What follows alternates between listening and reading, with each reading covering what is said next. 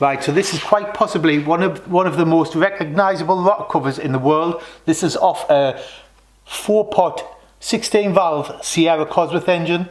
I've just picked the engine up from London. I'm in the middle of rebuilding the engine, and with any rebuilt engine you need a nice fresh rocker cover. So today we're going to restore this and get it looking better than new, hopefully. I did ask on some of the Facebook pages, on some of the Cosworth pages, and everyone was saying don't do it, take it to a professional.